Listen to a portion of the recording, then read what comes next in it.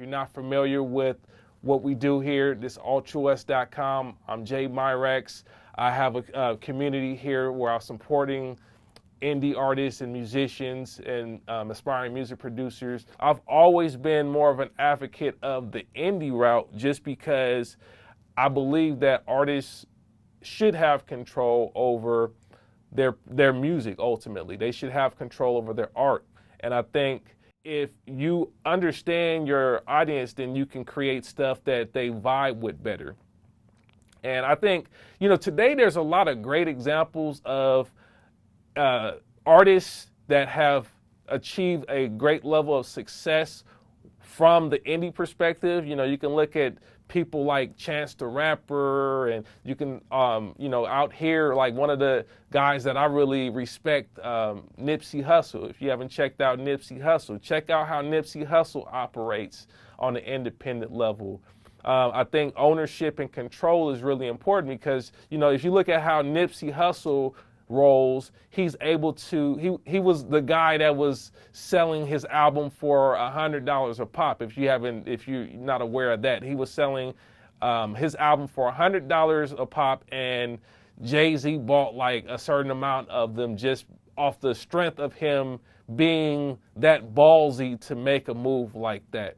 There's a lot of great indie artists out there that have made like pretty much a career out of being able to control the content and also the delivery of it, and ultimately being able to identify who the right audience is for the music. And I think that's something that no major record label can really define for you. They typically have such a big infrastructure that they have to hit certain hands before they can actually get that product out to the consumer. And in a lot of cases, it may be hidden hands that don't understand the audience that the music is right for.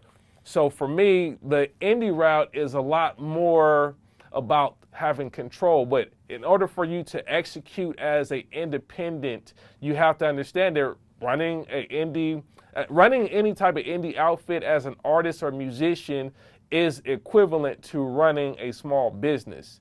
So like some of the differences in terms of being a indie is that, first of all, as an indie, you're responsible for hiring all subcontractors that you may work with in order to execute your album. When I say subcontractors, I mean people that you may have to hire that have skill sets outside of what you have as a creative.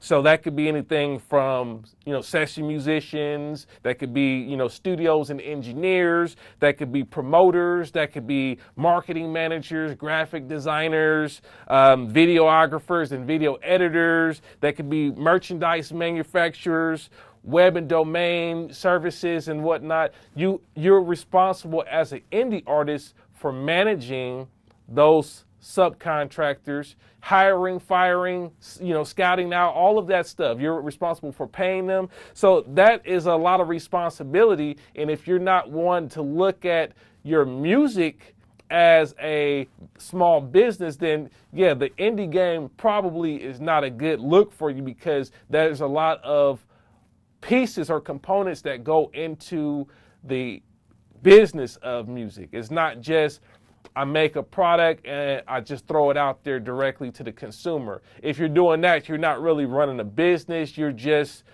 throwing out art. And I think if you respect the fact that, businesses operate strategically, then you start to look at these things like, as an indie, you also have to do your marketing. So that's why in the last video or the last stream, we're talking about how to develop a targeted audience. And some of that talk we had was about content strategy, strategically looking at how you're going to release your product and your content so that you know that it's hitting the right people with the right messaging. And as an indie, you have control over that. You can draft out what the vision is for your art and who it's supposed to hit, and then you can put it out there intentionally with the right strategy and the right type of content on the correct medium. As an indie, it may not be about just releasing albums. I know that albums have kind of been the de facto product within the music industry for a long time, but at this point, you don't have to necessarily look at albums as being the only thing you can release. You can release singles, you can release EPs, and you can get creative and release other types of content and media that reflects your message as an artist, and you can have more control over when and how you release that.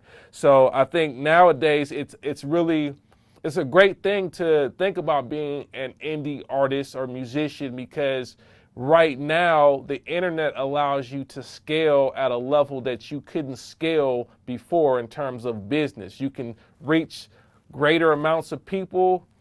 You can reach audiences that you probably would not have reached on your own before the internet, because you have this worldwide connectivity now. And you have to think about that in terms of your strategy as well. I think in this day and age, a release on the internet should be considered a worldwide release. But if you understand where your market is in different aspects of the world, you can create content also that communicates to the different areas and regions in the world that mess with your music. And that's a really important thing. But ultimately understanding that you don't have to just release one type of product now. The products that you can release can vary, and if you get creative and you understand how your audience likes to consume, then you can create some cool stuff. Maybe it's audio and visual as opposed to just a single. If you're not thinking about the video part, that's another aspect of what you should be thinking about. If you're looking at your artistry and your musicianship as a business, you should be understanding that the visual part is important, and creating great visuals to go along with your audio is another way that you can effectively communicate to your audience and make sure that they are getting the quality of content and also the type of content that they're used to receiving or that they expect to receive. The indie side for me is about control. It is about having the ability to respond and react and engage on a deeper level. It's about being able to capture the people and have a personal connection and not have some other party controlling when and how and who you can speak to and where you got to go. And it's about being able to reach out to places that you know mess with the type of music that you work on, and being able to say, hey, I got this stuff that I think your audience would like as well, and I would like to provide it to you.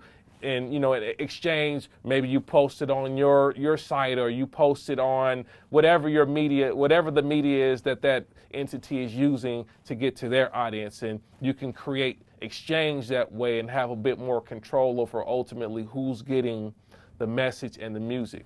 Because if your focus is just simply being creative, then of course running a indie record label or indie outfit, or even just managing an indie career as a producer may not be the right method for you if you're ultimately focused on just being creative and turning in projects and putting that out. Some people have the idea that they need to move to a major market in order to get their music going, to get some type of momentum. And my thought is that it can be to your advantage to move to a major market if you've already established connections before you move out there.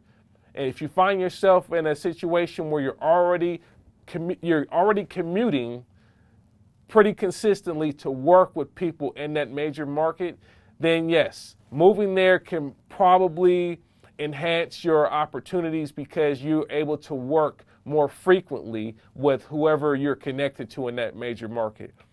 But there's some fallacy in the idea of moving to the major markets, because moving to a major market doesn't guarantee that you're going to be able to capitalize on the scene within that market. If you are pursuing major labels and major artists, then yes, the major markets can be advantageous. But if you're looking to do more of a grassroots indie push, then it's more important for you to look at what you can do in your own hometown or within the town that you are creating in already. Because realistically, if you can't create any type of buzz or momentum where you are, chances are when you move to a major market, you're going to be one of many people chasing the same opportunities, and there's going to be less opportunity for you ultimately to stand out in the crowd and become the authority or the de facto person that people go to for production or songwriting or, whatever it is you're doing as a musician. It's harder to stand out in a major market. And if you are able to create a movement around what you're doing artistically in your hometown, you'll ultimately create more leverage for yourself, because the internet allows you to scale what you're doing in your hometown. If you're doing something positive in your hometown right now that has a lot of momentum, has a lot of following and a lot of people supporting it, then you can take to the internet now and expand that and show people around the world the strength and the message behind your music and your art, and create much more momentum than you could by just simply moving to a major market without having that momentum. And a lot of indie artists use that type of leverage when they're trying to expand or trying to create deals with major record labels. You start something locally, you create the buzz, you create the momentum, you build the following, you get the numbers to back what you're doing, and then you can say that you have a certain valuation in your product, and you can leverage a stronger deal that is more favorable to you because you've done the footwork to create the opportunity that makes the record label, a major record label, assume less risk. Because if you've already proven that you can create a movement around your music and that your music is actually viable, and there's an opportunity for that record label, if they partner with you, then that's a better look than you just moving to a major market without any type of track record and saying that you are valuable. Where do you start from a local market? So you have to create a movement around yourself, but you have to also create something that people can identify with beyond yourself. So one of the things is you need to look at what you represent and what your music represents artistically, and how that music can be used to inspire the people that are in your local market, and then create stuff that helps them to identify and feel proud to represent the music because it represents them and not just you.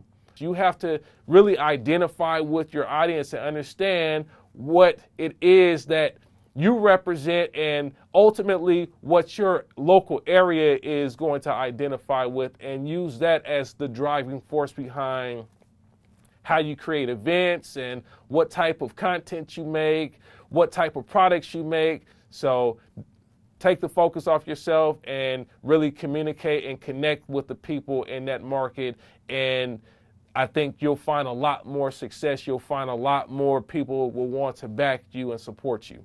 Mr. D. Prince 804, how did you become successful in this game that's full of blood deals, if you know what I mean, and how to stay away from people that have the power? I believe that a lot of artists should have jobs, to be honest.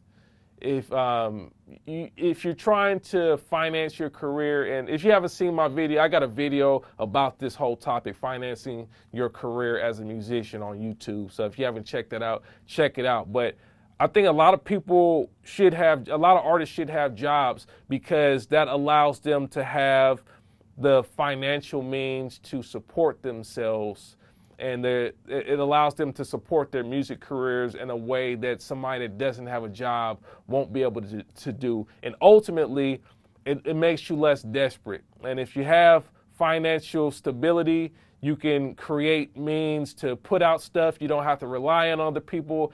And when somebody dangles this, whack deal in front of you, that's, you signing your firstborn to, the label as well for forever or whatever, then you'll say, no, I can take care of my firstborn with my job, and I can do my music without having to sign a crazy deal. Jarvis Simmons is asking, how should I go about marketing my music if I make all types of genres? Marketing your music if you make all types of genres. So there's a lot of creative ways you can deal with making all types of genres. You do have to understand that if you make all types of genres, you don't necessarily have one single audience that is going to mess with everything you do. So if you're independent, one thing that you can do is create pseudonyms. You can create personalities that you go under when you want to release different projects that are outside of the norm of what your core audience expects. And there's artists that I can point to that have done things like that, where the artist is creating a lot of different types of products that don't necessarily fit with the core audience. Like Madlib, for example. When Madlib wanted to do a broken beat album, which was different from a lot of the hip hop stuff he was doing, he created a pseudonym where he released the project under that name. And I forgot what the DJ name was, but he created this DJ character. Or when he wanted to rap, he created the Quasimodo character. Or when he wanted to do jazz, he created Yesterday's New Quintet. So you have people like that that have figured out that maybe my core audience doesn't mess with all the different types of music that I'm interested in, but because if you're working as an indie, you can create pseudonyms and different things. Even Snoop Dogg being like someone that had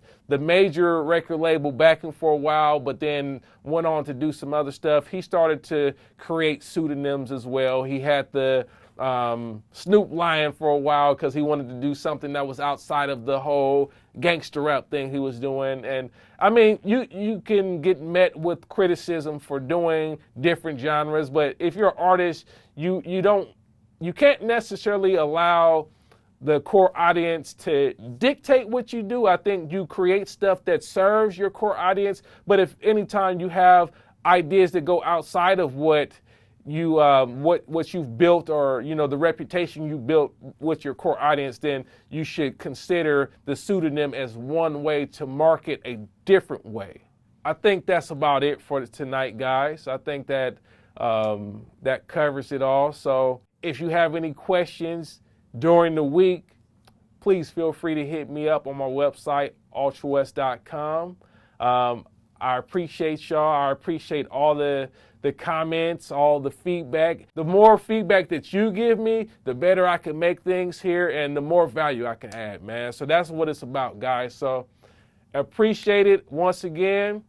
I'm going to tell you, until next time, peace and God bless.